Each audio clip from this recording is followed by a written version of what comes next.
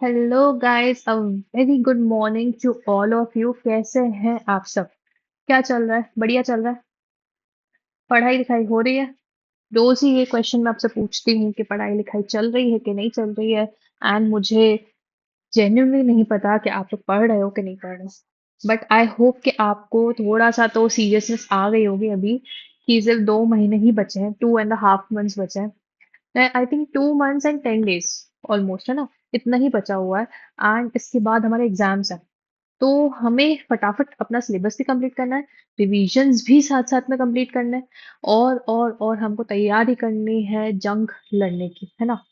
So yes, let's start without wasting any time. हम लोग complete करते हैं हमारा चैप्टर नंबर 5 ऑफ अकाउंटेंसी। ठीक है, हमने अभी तक ना ट्रेडिंग, पीएनएल, बैलेंस शीट ये सब पढ़ लिया।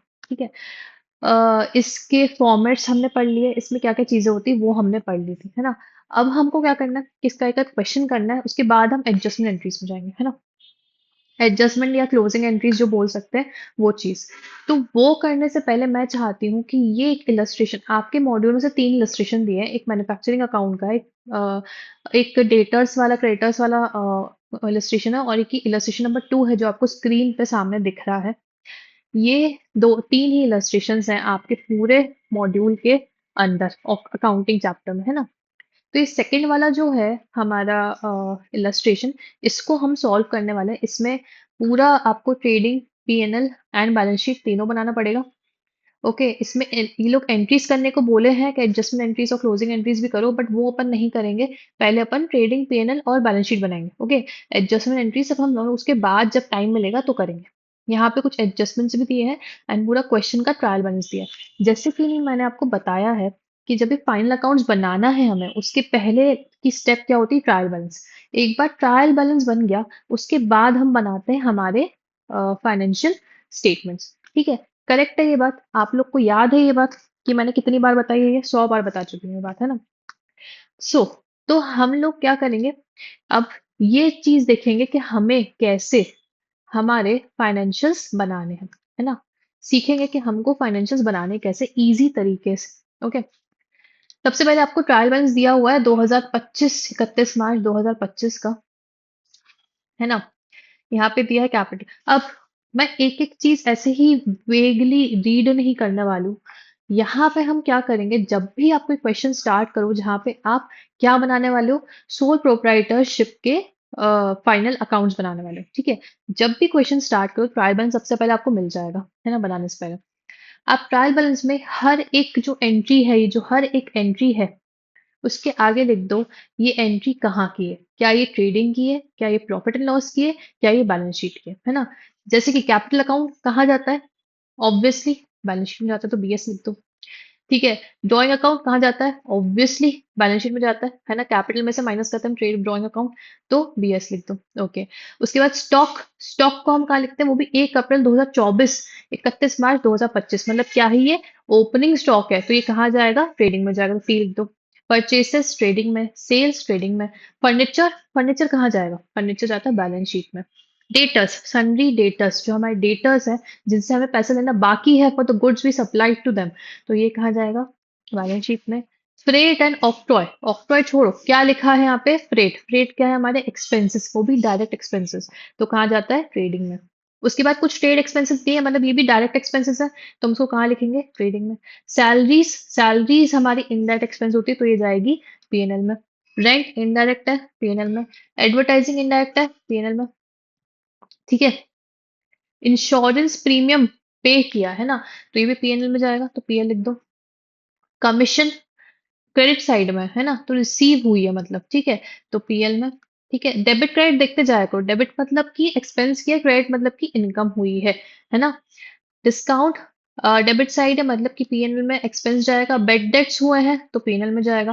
प्रोविजन फॉर बेड डेट्स है, क्या है? प्रोविजंस है।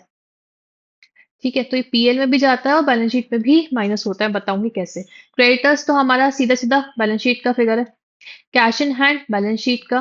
Cash in bank balance sheet का। और गुडविल हमारा इनटेंजिबल एसेट हो गया, तो वो बैलेंस शीट में जा रहा है। ठीक है, ये तो हमने ट्रायल बैलेंस को कर लिया पूरी तरीके से सेट, है ना? अब हमारा सॉर्टेड हो गया ट्रायल बैलेंस। नीचे आ रहे कुछ एडजस्टमेंट्स। क्या आ रहा है? कुछ एडजस्टमेंट्स आ रहे हैं, एडजस्टमेंट्स। इन एडजस्टमेंट्स को भी हमको चेक करना है, एक एक करके हम एडजस्टमेंट्स पढ़ेंगे और मैं आपको सिखाऊंगी कि एडजस्टमेंट्स कैसे आपको सॉल्व करना है। ठीक है, चलिए एक मिनट ना। यस, चलो चलो चलो चलो।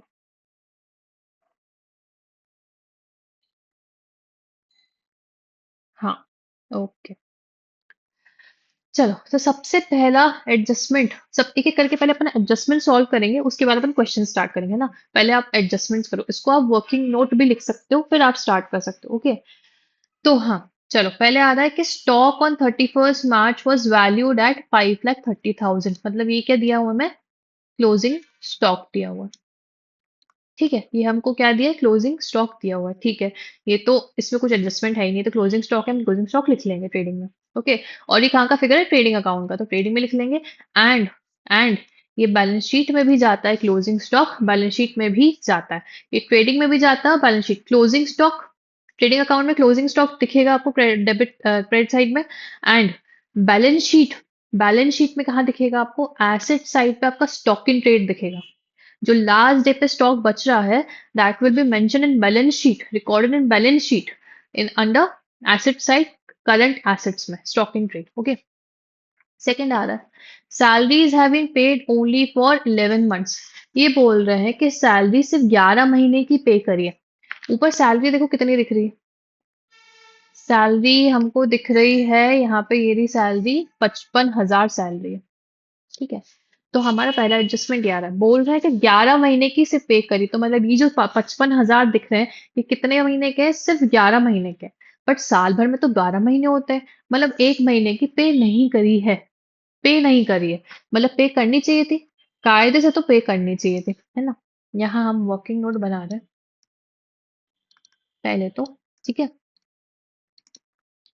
वर्किंग नोट, अभी बी वाले का वर्किंग नोट है। ठीक है, ए वाले का तो क्लोजिंग स्टॉक था, तो बी वाले का वर्किंग नोट।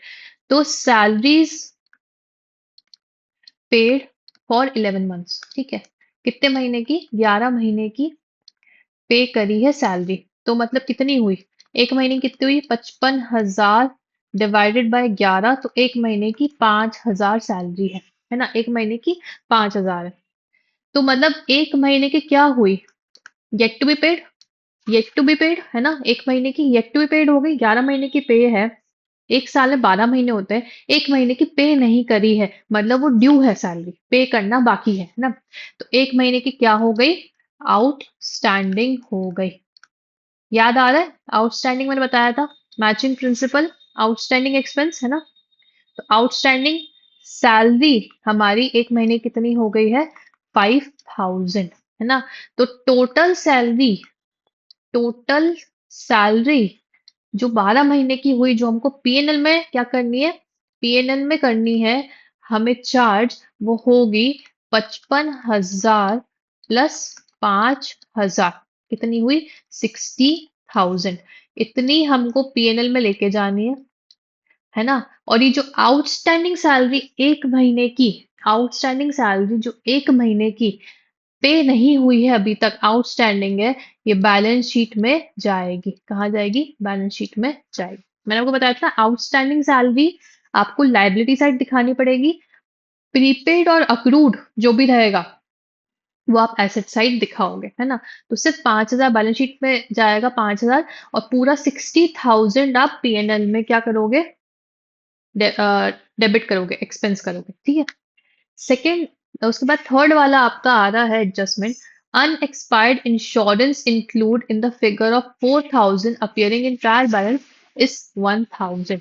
क्या बोल रहे हैं कि हमारे ट्रायल बैलेंस में इंश्योरेंस दिख रहा है, इंश्योरेंस दिख रहा है 4,000 का।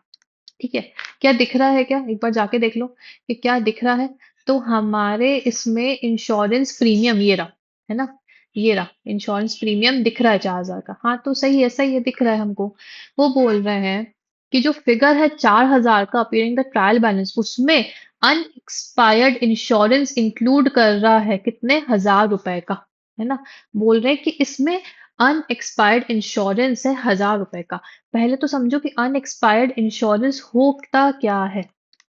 What is unexpired insurance? वो इंश्योरेंस, ठीक है, वो insurance which is paid in advance, है ना, which is paid in advance and अभी तक वो एक्सपायर्ड नहीं हुआ है, ठीक है, वो अभी भी हमारे पास है, मतलब वो भी पेड इन एडवांस है, ठीक है, एंड इट बिलोंग्स और benefits in the next year. ऐसा इंश्योरेंस जो कि अभी तक अनएक्सपायर्ड है, ओके, हमने उसको एडवांस से पे कर दिया बट उसके बेनिफिट्स हमको अगले साल रिसीव होंगे। तो ये जो 1,000 है, ये क्या है? ये हमारा प्रीपेड इंश्योरेंस है। क्या है?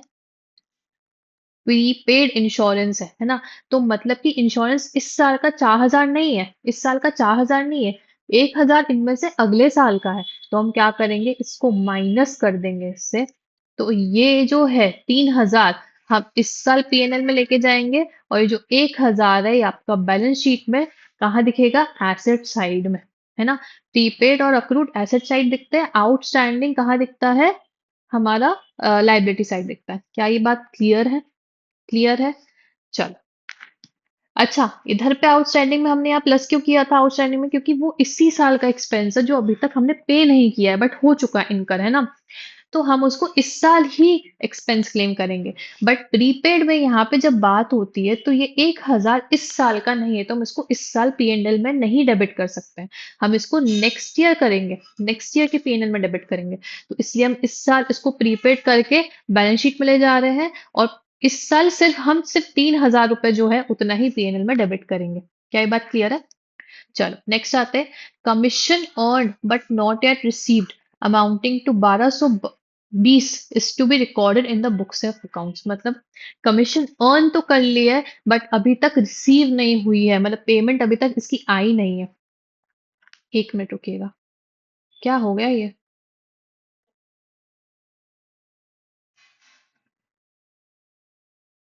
हाँ, आते हैं हमारा। तो ऐसी commission which is earned in this year, which is earned but not received, ठीक है, इस साल की कमीशन है बट वो अभी तक रिसीव नहीं की है। अभी तक कितनी कमीशन दिख रही है हमको? हमारे इसमें हमें दिख रही है 13,000 रुपए की कमीशन अर्नड दिख रही है, 13,000 की, है ना। तो इस साल की कमीशन अभी तक तो कितनी दिख रही है? कमीशन जो हमारे ट्रायल बैलेंस में दिख रही है वो कितनी है? वो है 13,000, है ना। और commission which is earn but not receive, तो ये क्या है? हमारी अक्रूड है, अक्रूड कमीशन है, मतलब कि है तो इस साल की बट अभी तक रिसीव नहीं करी, मतलब उसको रिसीव करना बाकी है, अभी कैश में वो आई नहीं हमारे पास। तो हम यहाँ पे अक्रूड कमीशन को इस साल में ऐड कर देंगे। कितना? 1,220 का था, तो ये कितनी हो जाएगी? 14,220 रुपए। ये हमारी इस साल पीएनएल में क्रेडिट हो जाएगी। और ये जो 1,220 रुपए अक्रूड है, अक्रूड कहाँ जाता है? बैलेंस शीट के एसेट साइड में हम लिख देंगे जब तक वो रिसीव नहीं होगा। जिस दिन वो रिसीव हो जाएगा तो हम बैलेंस शीट से ही उसकी एंट्री को खत्म कर देंगे, है ना, पीएनएल में वापस नहीं जाएंगे। ओके, अब आते हैं नेक्स्ट हमारे नेक्स्ट एडजस्टमेंट में। नेक्स्ट एडजस्टमेंट क्या बोल रहा है? बोल रहा है provision for bad debts is to be brought up to 3% of sundry debtors.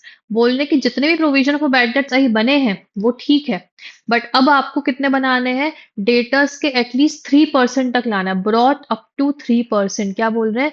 3% तक ले आओ सन्ड्री डेटर्स के, है ना, ठीक है। प्रोविजन फॉर बेड डेट्स को सन्ड्री डेटर्स के 3% तक ले आओ। तो अभी कितने प्रोविजन फॉर बेड डेट्स हैं? तो अभी प्रोविजन फॉर बेड डेट्स हमारे हैं 9,000 रुपए के। और हमारे डेटर्स कितने हैं? डेटर्स हमारे ये रहे, सन्ड्री डेटर्स है हमारे, ये रहे, सन्ड्री डेटर्स है हमारे 4 लाख रुपए के, ठीक है।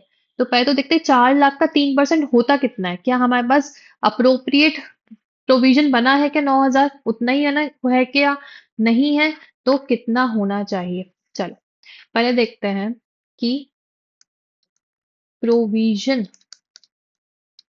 For bad dates. कितने चाहिए हमको provision for bad debts? 3% of debtors. कितना है डेटर्स? 4 लाख के। 3% 4 लाख का होता है 12,000। और हमारे पास अभी एग्जिस्टिंग एग्जिस्टिंग प्रोविजंस कितने बने हुए हैं? एग्जिस्टिंग प्रोविजंस कितने हमारे पास? एग्जिस्टिंग प्रोविजंस हमारे पास 9,000 रुपए के हैं, है ना? तो मतलब 3,000 का हमको एक्स्ट्रा पीएनएल में लेके जाना पड़ेगा। ठीक है, 3,000 का हमें एक्स्ट्रा पीएनएल में लेके जाना पड़ेगा। ओके, चलो ठीक है, 3,000 तो हम समझ गए। उसके बाद ये बोल रहे हैं कि बैड डेट्स भी राइट ऑफ करें। ऊपर बैड डेट्स भी राइट ऑफ किए ना, ये बैड डेट्स भी है 16,000 के। चलो जब पीएनएल बनाएंगे ना तब इसको समझेंगे कैसे करते हैं right of. Okay, manager is to be allowed a commission of 10% of net profits after charging such commission। ये क्या बोलना चाह रहे हैं इस लाइन से? कि मैनेजर को हमने कमीशन दिया है 10% of net profit after charging such commission. मतलब कि ऐसा नेट प्रॉफिट जो इस कमीशन को चार्ज करने के बाद आ रहा है, जो इस कमीशन को चार्ज करने के बाद आ रहा है, मतलब ऐसा नेट प्रॉफिट जिसमें से कमीशन ऑलरेडी माइनस है। ठीक है, उसके बाद जो नेट प्रॉफिट बचेगा उसमें से हमको 10% देना कमीशन का। समझ आ रही कोई चीज? समझ में आ रहा है कि मान लो कि आपका फॉर एग्जाम्पल कमीशन निकलता है 10 रुपए का। ठीक है, कमीशन कितना निकला? 10 रुपए का। आपका नेट प्रॉफिट इसको माइनस करने के बाद जितने भी एक्सपेंसेस आपके हुए हैं, जितने भी XYZ एक्सपेंसेस हुए हैं, उसमें से इस कमीशन को माइनस करने के बाद जो नेट प्रॉफिट बच रहा है इसका 10% होना चाहिए। ये उल्टा ही उल्टा है ना? उल्टा।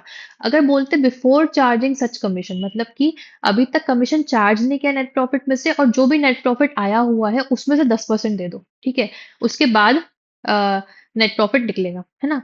बट यहाँ पे लिखा है कि आफ्टर चार्जिंग सच कमीशन, तो ऐसा नेट प्रॉफिट चाहिए जहां से कमीशन पहले से माइनस होके आया हुआ है ना? पहले से माइनस होके आया हुआ है। तो ये बोल रहे हैं कि हमको मैनेजर को कमीशन देना है कितना? 10% of net profit after charging charging manager का कमीशन।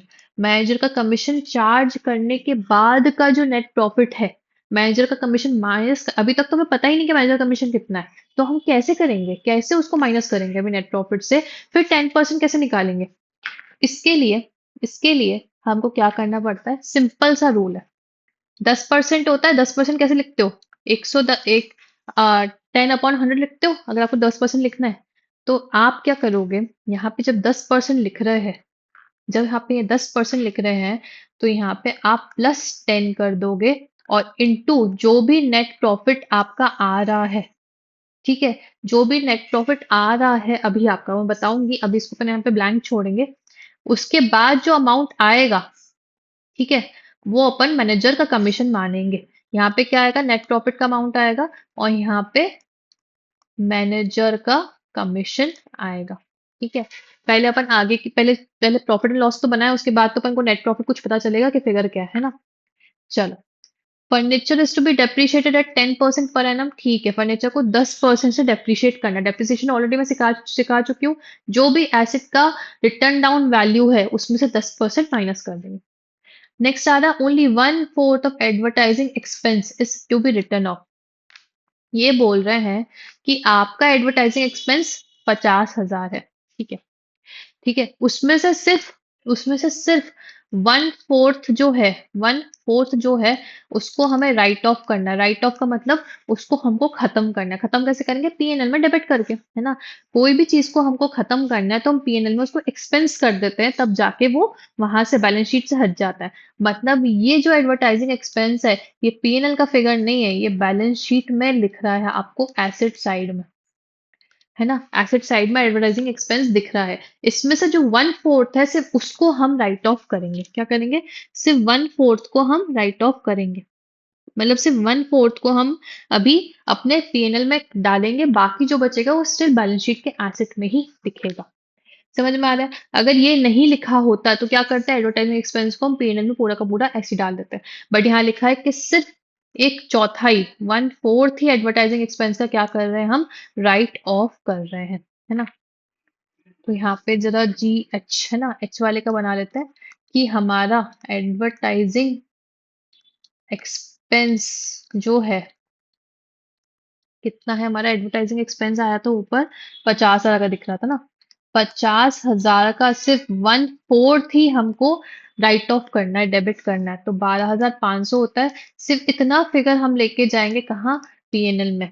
तो बाकी का फिगर क्या बचा, 50,000 में से माइनस करेंगे 12,500, तो आपका बचेगा 37,500। ये कहाँ जाएगा, बैलेंस शीट के एसेट साइड में दिख जाएगा। ठीक है, एसिड साइड में ये दिख जाएगा। हो गया, क्या बात समझ में आ रही है, क्लियर है, क्लियर है। चलो, अब हमारे सारे एडजस्टमेंट्स कर लिए, अब अपन ट्रेडिंग पीएनएल और बैलेंस शीट बनाते हैं फटाफट। ठीक है, चलो।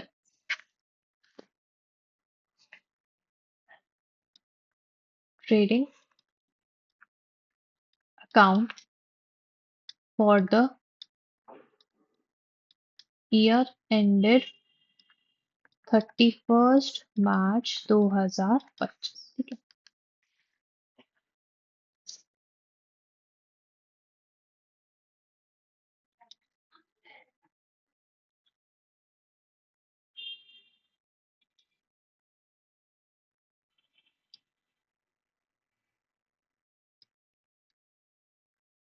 पहली बार होगा कितनी स्ट्रेट लाइन मुझसे खींची है, अगर आप मुझे देखते आ रहे हो तो।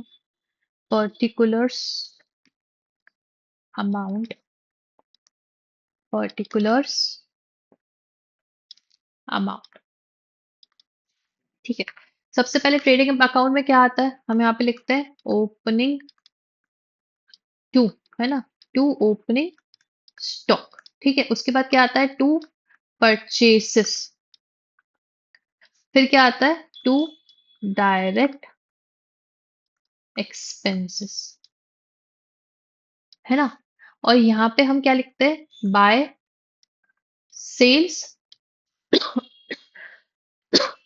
और फिर यहाँ क्या लिखते हैं, बाय क्लोजिंग स्टॉक। ठीक है, क्लियर है क्या ये बात, क्लियर है कि पहले ओपनिंग आता है फिर परचेसेस, ये पांच कंपोनेंट्स तो पता है ना आपको ट्रेडिंग अकाउंट के, कि ये पांच कंपोनेंट्स तो हमको लिखने हैं। एक बार में आप क्या करो, इसको, इसका स्क्रीनशॉट ले लो या कुछ तो ले लो, है ना। बार बार ऊपर नीचे करना थोड़ा सा डिफिकल्ट है, मेरे पास है, मेरे पास यहाँ पे क्वेश्चन ऑलरेडी मेरे पास हार्ड हार्ड कॉपी में, तो आप इसका एक बार स्क्रीनशॉट ले लो, इसका स्क्रीनशॉट ले लो।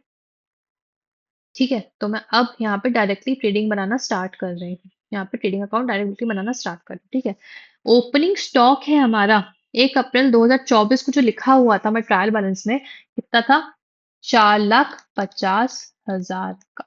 ठीक है, परचेसेस हमारे थे, कितने थे, परचेसेस हमारे थे 26 लाख के। ठीक है, उसके बाद डायरेक्ट एक्सपेंसेस में हमारे पास एक एक्सपेंस तो था फ्रेट का, फ्रेट एंड ऑक्ट्रॉय का। ठीक है, वो कितने का था, 46,000 का दिख रहा था। एक बार हम लोग जाके देख लेते हैं क्या हमने ओपनिंग स्टॉक परचेज और ये देख कर लिया है। तो स्टॉक हमने 4, 4.5 लाख का डाल दिया है, परचेज हमने 26 लाख का डाल दिया है, फ्रेट एंड ऑक्ट्रॉय हमने 46,000 के। अच्छा, ये ट्रेड एक्सपेंसेस यहाँ पे नहीं आएंगे, sorry, I am really sorry. Trade expenses यहाँ नहीं आएंगे, ट्रेड एक्सपेंसेस आपके पीएनएल में ही जाएंगे। ट्रेड एक्सपेंस मतलब होता है कि सेलिंग एक्सपेंस कर रहे हो, ट्रेडिंग के लिए जो एक्सपेंसेस कर रहे हो, वो डायरेक्टली आपके मैन्युफैक्चरिंग, प्रोडक्शन या परचेसिंग से रिलेटेड नहीं है, तो वो पीएनएल में जाएंगे। ओके, यहाँ पे नहीं आएंगे। तो हमने तीन चीज तो ये लिख ली, उसके बाद क्या बच रहा है अब हमारे पास लिखने का, उसके बाद बच रहा है सेल्स एंड क्लोजिंग स्टॉक। तो हमारी सेल्स है 31 लाख की, 31 lakhs की। ठीक है, और क्लोजिंग स्टॉक है हमारा 5,30,000 का। ठीक है, ये हो गया। ऊपर जाके इसको ही मार्क कर लेते हैं कि हमने क्लोजिंग स्टॉक भी लिख लिया है, और ये सेल्स तो लिख ली है, और क्लोजिंग स्टॉक का हमारा यहाँ पर लिखा हुआ था स्टॉक 5,00,000, 5,30,000 का, वो भी हमने लिख लिया। ठीक है, हो गया, ट्रेडिंग अकाउंट बन गया, इजी था। क्या था इसमें, कुछ डिफिकल्ट था, चलो अब इसकी टोटल कर लो, 31 लाख प्लस 5,30,000, ये हुआ 36,30,000। यहाँ का टोटल कितना हो गया? यहाँ का टोटल कितना हुआ? 4,50,000, 26,46,000। तो यहाँ का, एक मिनट में टोटल करूँ जरा, कितना हो रहा है? 4.5 लाख प्लस 26 लाख प्लस 46,000। यहाँ का टोटल हो रहा है 30,96,000 का। इसको अपन माइनस करेंगे 36,30,000 से, है ना? तो हमारा जीपी आ रहा है 5,34,000 का टू ग्रॉस प्रॉफिट, इतना आ रहा है। और टोटल हमारा कितना हो रहा है? टोटल हमारा हो रहा है 36,30,000 का। ठीक है, ये बन गया हमारा, ये बन गया हमारा ट्रेडिंग अकाउंट। ओके, अब हमको बनाना है profit and loss account for the year ended 31 March 2025। ठीक है।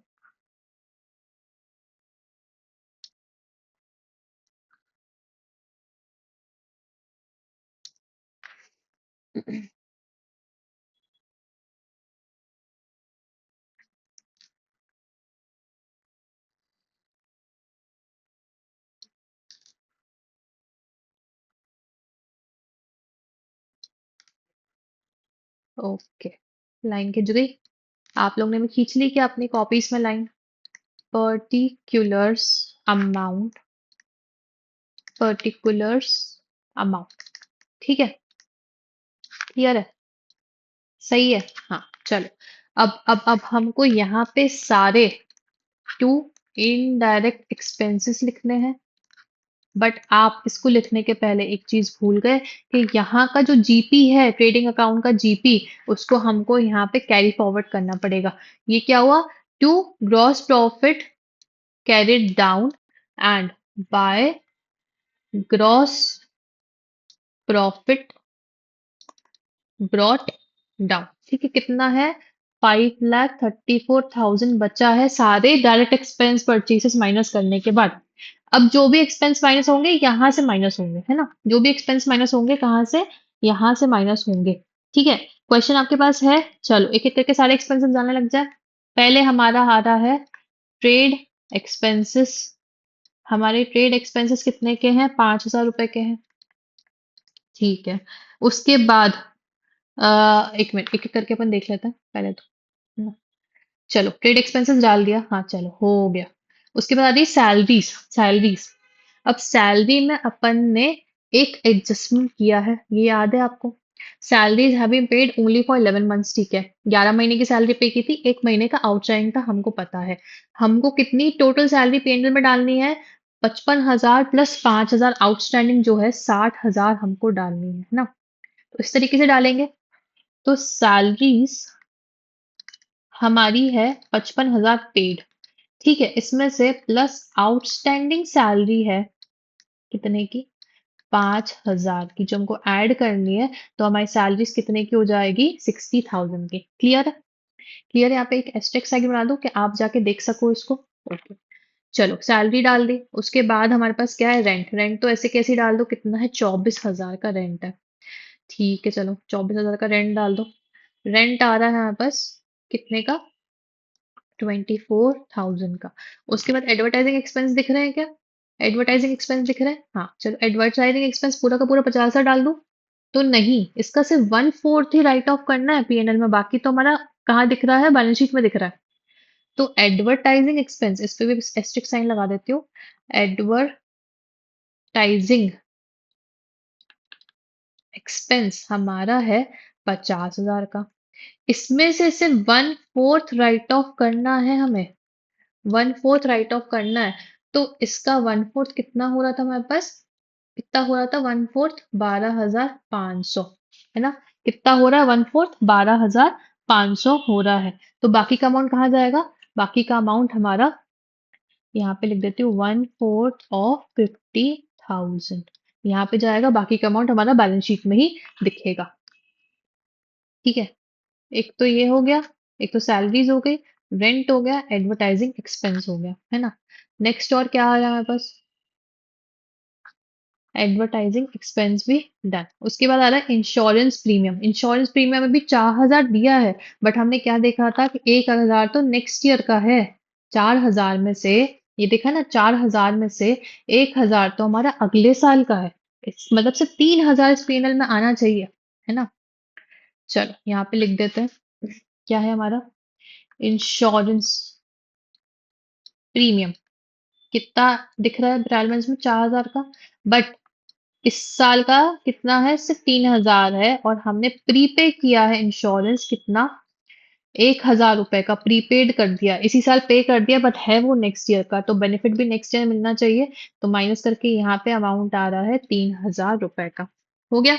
चलो इंश्योरेंस का भी हमने कर लिया काम। फिर आ रहा है कमीशन। कमीशन कितनी है?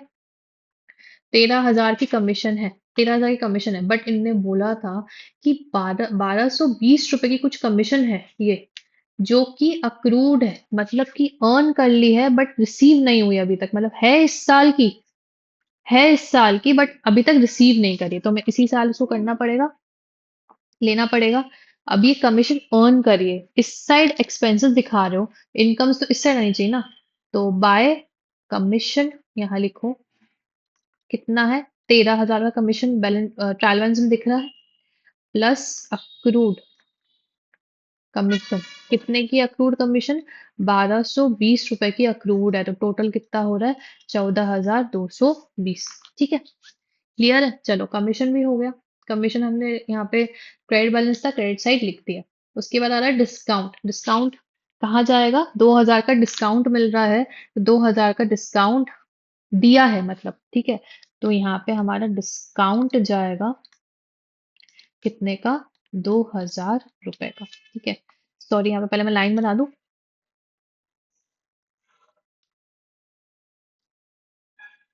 यस, चलो आगे बढ़े। डिस्काउंट भी लिख दिया। चलो डिस्काउंट हो गया, अब आती बेड डेट्स की बारी। तो क्या बेड डेट्स को ऐसे ही राइट ऑफ कर सकते हो? यस, आप ऐसे ही राइट ऑफ कर सकते हो। आप इसको इसमें भी कर सकते हो, प्रोविजन फॉर बेड डेट्स के। क्या है ना, कि जो प्रोविजन फॉर बेड डेट्स बने हैं, वो एक्चुअली बेड डेट्स को राइट ऑफ करने के लिए ही बने हैं। क्या? बेड डेट्स को राइट ऑफ करने के लिए बने हैं। तो आप प्रोविजन फॉर बेड डेट्स में से ही बेड डेट्स को प्लस कर दो, कि प्रोविजन इतना बना हुआ था, बेड डेट्स इतने के हो गए। तो ऐड भी कर सकते हो, अलग अलग भी। मैं कोशिश करती हूँ कि अलग अलग लिख लूँ, तो ज्यादा वो नहीं होता, मचा मचा नहीं होता है।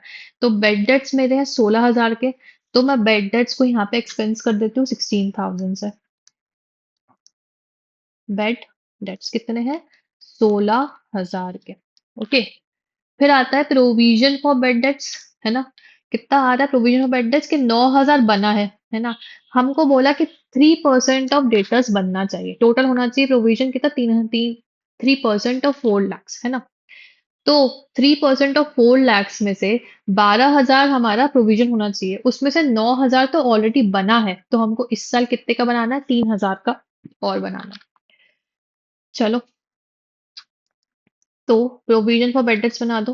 प्रोविजन फॉर बेड डेट्स, ठीक है। कितने हमने बनाने हैं? 12,000 के, ठीक है। माइनस ओल्ड प्रोविजन कितने का बना हुआ है ऑलरेडी? ओल्ड प्रोविजन बना है हमारा कितने का? 9,000 का। तो कितना और बनाना पड़ेगा हमको? 3,000 का हमने और बना लिया। हो गया। चलो प्रोविजन का काम भी खत्म हो चुका है। प्रोविजन भी हो गया। उसके बाद क्या बच रहा है हमारे पास? उसके बाद कुछ भी पीएनएल का चीज बच रही है क्या? ये चारों चीज बैलेंस शीट की है, ठीक है। तो पीएनएल का कुछ नहीं आ रहा। अच्छा, इसमें एक चीज, इसमें भी देख लो, क्या सैलरीज का कर दिया? हाँ। इंश्योरेंस का कर दिया? हाँ। कमीशन का कर दिया? यस। प्रोविजन को कर दिया। ये मैनेजर का अभी कमीशन देना बाकी है, ठीक है। फर्नीचर को डेप्रिशिएट करना भूल गए, तो डेप्रिशिएशन डाल दो, ठीक है ना। एडवर्टाइजिंग एक्सपेंस का डाल दिया? यस। तो हमको भी दो एडजस्टमेंट करना बाकी है। फर्नीचर को पर डेप्रिसिएट करो। फर्नीचर कितना है हमारा? फर्नीचर दिख रहा है चार नहीं, 1 लाख का, ठीक है। 1 लाख का 10% हमको डेप्रिसिएशन डालना है। तो डेप्रिसिएशन कहाँ जाता है आपका? डायरेक्ट इनडायरेक्ट एक्सपेंस में जाता है। तो डेप्रिसिएशन भी यहाँ पे कर दो। डेप्रिसिएशन कितना है हमारा? 10% ऑफ 1 लाख रुपीस, है ना। 1 लाख का हमारा क्या है फर्नीचर, 10% कर रहे हैं तो कितना हो जाएगा हमारा 10,000 आ जाएगा। ठीक है, क्लियर है। अब हमारे लिए क्या बच रहा है, सिर्फ मैनेजर का कमीशन बच रहा है। ठीक है, मैनेजर का कमीशन बच रहा है। ठीक है, तो मैनेजर का कमीशन क्या है अभी के लिए, एक्स है ना। और इसके बाद हमारा क्या निकलेगा, टू नेट प्रॉफिट हमारा इसके बाद निकलेगा। ठीक है, तो ये क्या बोल रहे थे, ये लोग क्या बोल रहे थे कि ये एक्स माइनस करने के बाद जो भी टोटल है, जो भी टोटल आ रहा है, टोटल माइनस एक्स करने के बाद जो एनपी आएगा उसी का 10% क्या होगा, उसी का 10% क्या होगा, ये एक्स। समझ रहे हो, समझ रहे हो कि टोटल में से जो एक्स माइनस किया है, जो ये टोटल आएगा हमारा इनडायरेक्ट एक्सपेंस का जो टोटल है, उसमें से जो एक्स माइनस कर दिया हमने मैनेजर का कमीशन, उसके बाद जो एनपी आएगा उसका 10% है। आफ्टर चार्जिंग सच कमीशन का जो नेट प्रॉफिट आ रहा है उसका जो 10% है वो ही ये एक्स है, वो ही ये एक्स है। तो इसी को करने के लिए अपन ने ऊपर क्या किया था, एक अपन ने ब्लॉक छोड़ा था, मैंने आपको बताया था कि सिंपल तरीके से कर दो, 10% किया, नीचे +10 और कर दो। जो भी आपका परसेंटेज है, मतलब 10 है ना, अगर यहाँ 15 लिखा होता तो यहाँ 15 प्लस करते हैं, 20 लिखा होता तो यहाँ पे 20 प्लस करते हैं, है ना। 10% है तो नीचे क्या प्लस कर रहे हो, 10 प्लस कर रहे हो। बस आपको यही करना है। इसी के साथ आप आफ्टर चार्जिंग सच कमीशन वाले में निकाल सकते हो। बिफोर चार्जिंग तो बहुत ईजी है, जो भी नेट प्रॉफिट आपको दिख रहा है माइनस करने के बाद, है ना, सारे एक्सपेंसेस प्लस करने के बाद जो आपको नेट प्रॉफिट दिख रहा है उसका डायरेक्ट 10% निकाल लोगे। But after charging such commission में आपको नीचे 10 प्लस और करना है। तो पहले तो हम नेट प्रॉफिट निकाल लेते हैं कि इसको माइनस करने के पहले का नेट प्रॉफिट कितना है, पहले वो निकाल लो, है ना, एक्स माइनस करने के पहले। तो हमारा ग्रॉस प्रॉफिट है 5,34,000 प्लस हमारा 14,220 कमीशन भी है। तो इस साइड का टोटल कितना हो रहा है, इस साइड का टोटल आपका होगा 5,40,000, यहाँ पे मैं बस ऐसे लिख देती हूँ 5,40,220 का इस साइड का टोटल आएगा। ठीक है, अब इस साइड का टोटल और कर लेते हैं हम हमारे एक्सपेंसेस का। तो 5,000 है, 60,000 है। ठीक है, 24,000 plus 12,500 plus 3,000 plus 2,000 plus 16,000 plus 3,000, है ना, प्लस 10,000। तो हमारा टोटल आ रहा है 1,35,500। ठीक है, 1,35,500 ये अभी तक का टोटल आ रहा है। ठीक है, तो हम माइनस कर देते हैं, इसमें से कितना हो रहा है, -5,48,220, है ना, इतना। तो बच रहा है 4,12,720। ये हमारा नेट प्रॉफिट है बिफोर चार्जिंग मैनेजर कमीशन। मतलब कि ये टोटल जो आ रहा है, ये जो टोटल आ रहा है हमारा था 1,35,500। इसमें से जो भी एक्स है वो माइनस होगा पहले, उसके बाद एनपी निकलेगा, है ना, उसके बाद एनपी निकलेगा, फिर उसका 10% हमारा यही एक्स आएगा, यही एक्स जो है इसका 10% आएगा। ठीक है, तो हमने तो पहले क्या किया, हमने बोला कि हमें तो इतना उल्टा सीधा नहीं जाना, हमको तो यहाँ पे बस ये बता दो कि नेट प्रॉफिट अभी कितना आ रहा है। तो नेट प्रॉफिट अभी आ रहा है 4,12,720 जो अभी अपन ने निकाला बिफोर चार्जिंग मैनेजर्स का कमीशन। ठीक, इतना आ रहा है। चलो इसको अब करो इनटू 10 डिवाइडेड बाय 110। ठीक है, तो ये आपका आ जाएगा 37,520। ये आपका आ जाएगा मैनेजर कमीशन 37,520। चलो अब मैं आपको एक जादू दिखाती हूँ। ठीक है, एक जादू दिखाती हूँ। ये हमको एक्स पता चल चुका है, एक्स पता चल गया है, तो एक्स पे हम लोग लिख लेते हैं यहाँ पे, इसको हटाओ यहाँ से।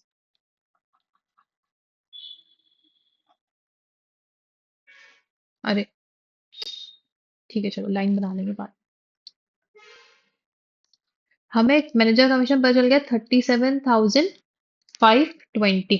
ये हमारा मैनेजर कमीशन है, जो हमने कैसे निकाला है, हमने निकाला है 10 डिवाइडेड बाय 110 इंटू 4,12,720, है ना, यही निकाला था। अब आपका आएगा नेट प्रॉफिट, नेट प्रॉफिट आएगा। आपने 4,12,720 तक तो निकाल लिया नेट प्रॉफिट, इसमें से 37,520 माइनस कर लो, तो कितना बच जाएगा, एक सेकेंड ना। तो आपका आएगा 4,12,720 माइनस 37,520। तो आपका आ जाएगा यहाँ पे नेट प्रॉफिट 3,75,200। अब जाओ दिखाती हूँ क्या बोला जाता है इसमें कि नेट प्रॉफिट आपको ऐसा निकालना है। ठीक है, मैनेजर कमीशन कैसे निकालना है? 10% of net profit after charging such commission. इस कमीशन को चार्ज करने के बाद जो नेट प्रॉफिट आ रहा है उसका 10% निकालने को बोले थे, है ना। अब चलो, कमीशन निकल चुका है, नेट प्रॉफिट निकल चुका है हमारा, तो इसका 10% कितना होता? अगर आप इसका 10% निकालते तो कितना होता? 37,520। और यही हमारा मैनेजर कमीशन आया है, यही हमारा मैनेजर कमीशन आया है। समझ में आई बात? आफ्टर चार्जिंग सच कमीशन निकल रहा है, तो आपको ये मेथड अप्लाई करना पड़ेगा। सिंपल सिंपल, ज्यादा दिमाग ही नहीं निकाल लगाना है, ये मेथड अप्लाई करना है। 15% दिया है तो 15 डिवाइड बाय 115 कर देना। ठीक है, 20% दिया है तो 20 डिवाइड बाय 120 कर देना, है ना। समझ में आ गया? और अगर नॉर्मल दिया है तो 10% जो भी नेट प्रॉफिट है उसका 10% कर दो। सीधी सीधी बात है। चलो, क्लियर है क्या ये बात? यही चीज आपको वहां पे उसमें भी काम आएगी आपके, क्या बोलते हैं, पार्टनरशिप अकाउंट्स में भी ये काम आएगी। जब आप कमीशन निकालोगे ना पार्टनर का, उसमें भी ये चीज काम आती है। ठीक है, तो याद रखना जो मैंने आपको सिखाया है। ठीक है, यहाँ का टोटल भी लिख लेते हैं हम। यहाँ का टोटल कितना आया था? यहाँ का टोटल आया था हमारा 5,48,220। तो यहाँ पे टोटल करके खत्म करो इसको। 5,48,220 यहाँ का भी टोटल आएगा, और यहाँ का भी कितना ही आएगा? 5,48,220। हो गया? यहाँ मैं लाइन मार्क कर देती हूँ। ठीक है, हो गया। चलो, प्रॉफिट एंड लॉस बन चुका है हमारा। प्रॉफिट एंड लॉस बन चुका है, नेट प्रॉफिट निकल चुका है। लास्ट हमारा अब क्या बच रहा है? अब हमको बनानी है बैलेंस शीट, है ना। बैलेंस शीट बनानी, लास्ट बैलेंस शीट।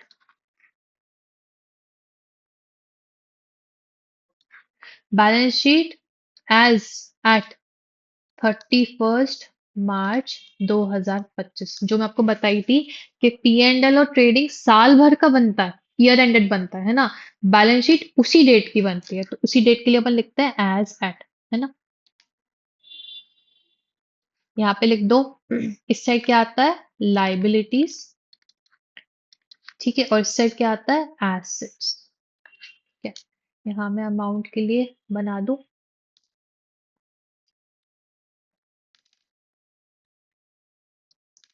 तो यहाँ पे अमाउंट और अमाउंट। ठीक है, हो गया। चलो, सबसे पहले लाइबिलिटीज के साइड में क्या आता है? कैपिटल आता है। क्या होता है उसमें? प्लस करते हैं अपन नेट प्रॉफिट, और माइनस करते हैं क्या? ड्रॉइंग्स। क्योंकि ड्रॉइंग्स कैपिटल को कम करती है पर प्रॉफिट कैपिटल को बढ़ाता है ना।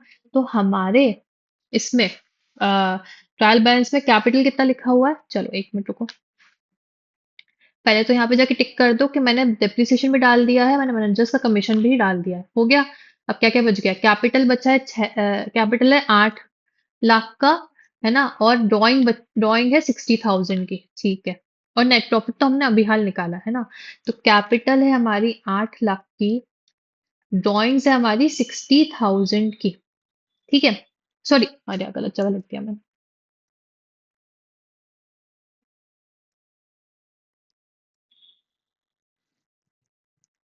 सॉरी सॉरी सॉरी, एक मिनट ना।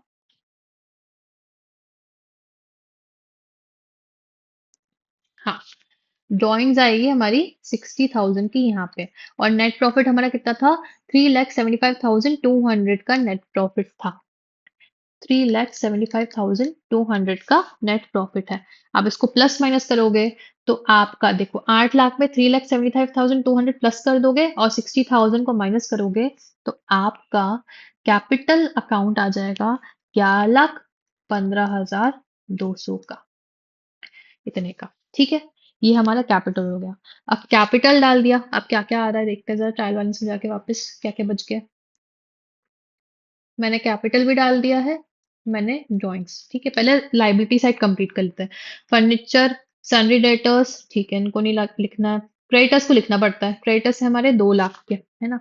तो क्रेडिटर्स 2 लाख के डाल दो, क्रेडिटर्स डालो 2 लाख के हमारे, क्रेडिटर्स है हमारे कितने, 2 लाख, ठीक है। चलो क्रेडिटर्स डाल दिए मैंने 2 लाख के, एक सेकेंड। हाँ, अब एक बार जरा यहाँ पे जो मैंने आपको बैलेंस शीट में दिखाया था कि बैलेंस शीट में क्या क्या जाएगा। Salary, outstanding salary balance sheet की लाइबिलिटीज जाती है ना। आउटस्टैंडिंग ये सब भूल मत जाना, इन सबको याद रखना कि एडजस्टमेंट्स भी किए हैं जो बैलेंस शीट में आने वाले हैं, नहीं तो बैलेंस शीट मैच नहीं करेगी आपकी, है ना। बैलेंस शीट मैच नहीं करेगी। तो यहाँ पे आउटस्टैंडिंग सैलरी भी डालो 5,000 की, ठीक है।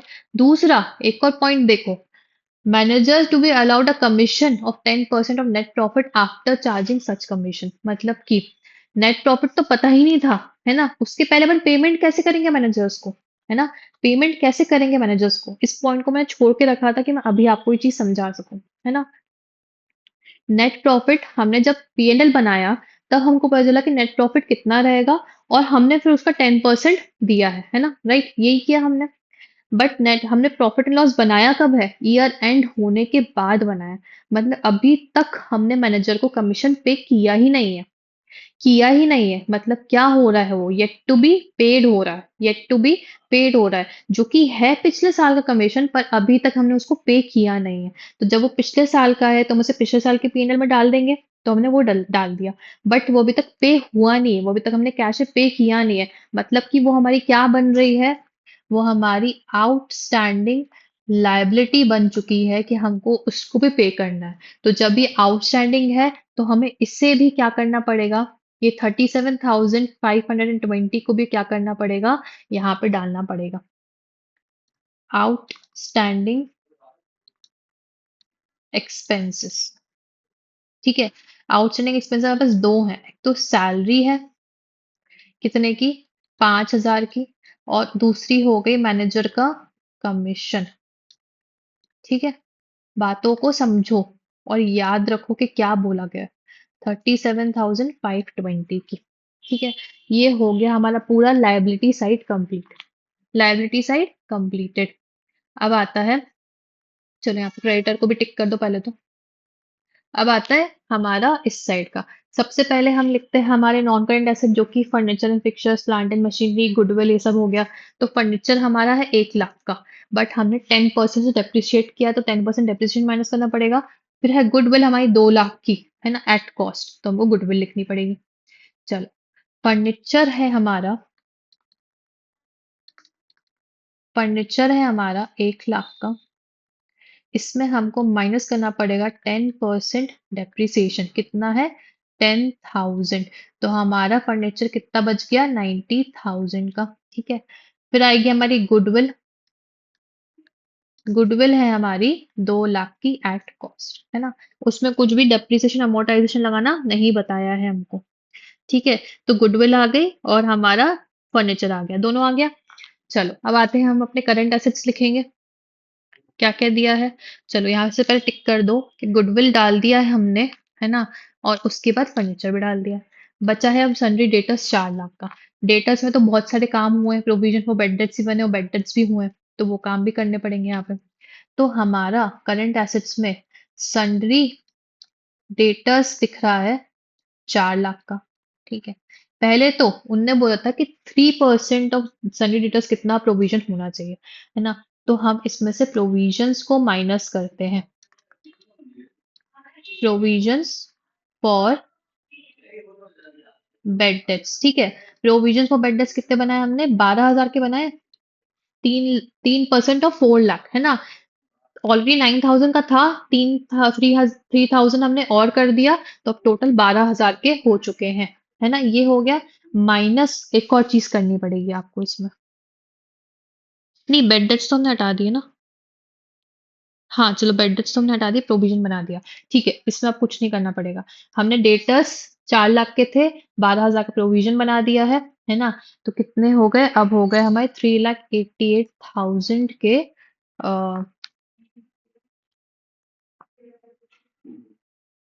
3,88,000 के हमारा हो गया है डेटर्स।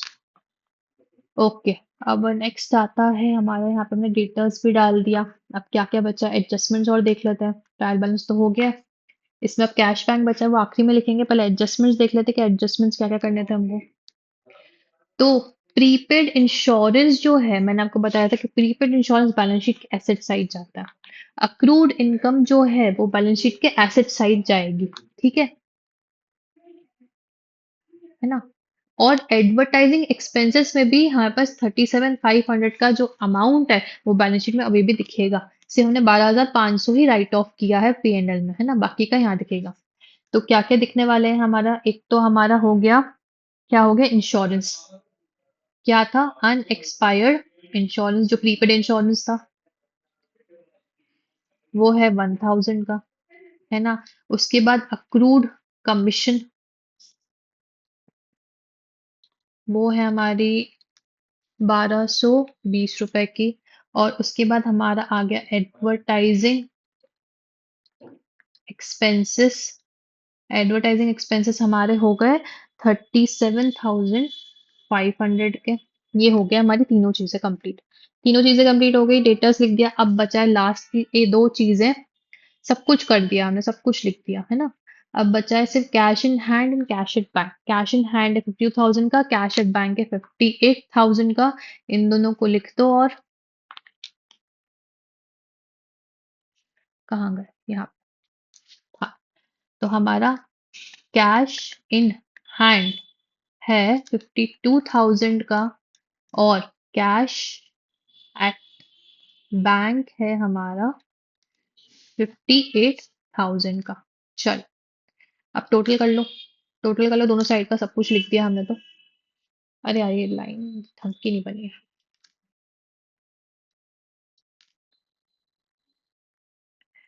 ठीक है, अब यहाँ पे टोटल कर लेते हैं।